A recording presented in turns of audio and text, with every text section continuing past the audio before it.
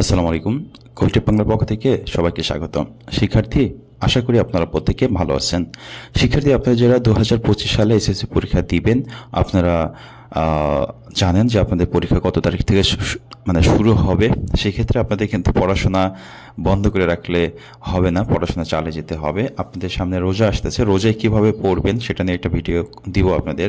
রোজা পড়ার প্ল্যান কিভাবে পড়লে আপনার যে এক মাস সময় আছে, এক মাস সময়েও পড়ে আপনি ভালো একটা রেজাল্ট করতে পারেন, সেই তো পদ্ধতি আমি আপনাদেরকে শেয়ার করব। তো সে পর্যন্ত ওয়েট করতে হবে। আর এখন যেটা বিষয় সেটা হচ্ছে বাংলায় ক নম্বর প্রশ্নগুলো আপনি মুখস্থ করে ফেলবেন সেগুলো একটু আলোচনা করছি। মোস্ট ইম্পর্টেন্ট আমার কাছে মনে হয়েছে এই নম্বর প্রশ্নগুলো। শিক্ষার্থী যারা এই মুহূর্তে আমার চ্যানেলে জয়েন করেছে, অবশ্যই চ্যানেলকে সাবস্ক্রাইব করে বেল আইকনটা অন করবে পরবর্তীতে সকল পুরো আপডেট সবার আগে পাওয়ার জন্য। শিক্ষার্থী, নম্বর প্রশ্নের ভিতরে আমি একটি প্রশ্ন রেখেছি যে অপর দিদির নাম কি। যারা বাংলা প্রশ্ন বইটা পড়েছো গল্প তারা জানো যে অপর দিদির নাম হচ্ছে দুর্গা। রবীন্দ্রনাথ ঠাকুর কত সালে জন্মগ্রহণ করেন? রবীন্দ্রনাথ ঠাকুর 1861 সালে জন্মগ্রহণ করেন। চামার শব্দের অর্থ হচ্ছে চর্মকার। জুতা আবিষ্কার কবিতাটি কোন কাব্যগ্রন্থ থেকে সংকলিত হয়েছে? জুতা আবিষ্কার কবিতাটি কল্পনা কাব্যগ্রন্থ থেকে সংকলিত হয়েছে। মসজিদে তালা দিয়েছে সাহেব মোল্লা। গো ভাগার শব্দের অর্থ হচ্ছে মৃত গরু ফেলার স্থান। ভুখারি ফুকারি শব্দের অর্থ হচ্ছে, কে বলেছিল? এটা হচ্ছে মন্দিরের পূজারীর হাই দেবতা তোমার নয়। মানুষ কবিতাটি কোন কাব্যের অন্তর্গত? মানুষ কবিতা হচ্ছে সাম্যবাদী কাব্যের অন্তর্গত। কালাপাহাড়ের প্রকৃত নাম হচ্ছে রাজচন্দ্র বা কৃষ্ণচন্দ্র। সেই দিন এই মাঠ কবিতা কে লিখেছেন? জীবনানন্দ দাশ। জীবনানন্দ দাশ কত সালে জন্মগ্রহণ করেছেন? 1899 সালে। বাংলা দামামা বাজিয়ে কাকে আসতেই হবে? স্বাধীনতাকে আসতেই হবে।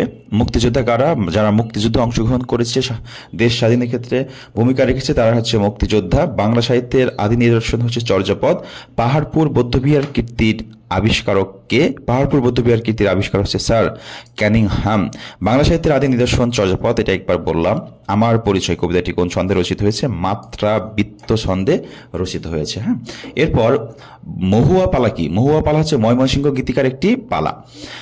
আমাটির ভেবু গল্পের রচয়িতা কে? বিভূতিভূষণ বন্দ্যোপাধ্যায়। তারপর আমরা যদি দেখি হরিহরের পুত্র কোথায় বসে আপন মনে খেলা করছিল? রোয়াকে বসে। অপর টিনের ভেপুর বাঁশিটার দাম হচ্ছে 4 পয়সা। কার মৃত্যু সংবাদে কারো মুখে কথা সরে না? হযরত মুহাম্মদ সাল্লাল্লাহু আলাইহি সাল্লামের মৃত্যুর কারণে। ইসলামের সত্যের প্রচারককে বলা হয় রাসূল। হযরত মুহাম্মদ সাল্লাল্লাহু আলাইহি সাল্লাম কোন বংশের? কুরাইশ বংশে জন্মগ্রহণ করেছেন, এটা আমরা সবাই মোটামুটি জানি।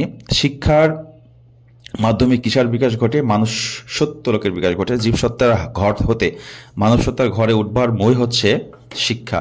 বাঙালির শ্রেষ্ঠ উৎসবের নাম হচ্ছে বাংলা নববর্ষ। ঐতিহাসিক আবুল ফজল নববর্ষকে কি বলেছেন? নওরোজ বলেছেন। যুদ্ধের সময় জামি হচ্ছে 10ম শ্রেণীর ছাত্র ছিল।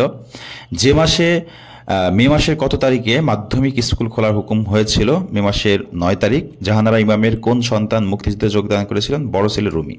এই যে নম্বর প্রশ্নগুলো আমি দেখানোর চেষ্টা করলাম, এই নম্বরগুলো আমার কাছে মোস্ট ইম্পর্টেন্ট মনে হয়েছে। এগুলো আপনাকেও খুব ভালোভাবে পড়ে নিতে হবে, মুখস্থ করতে হবে।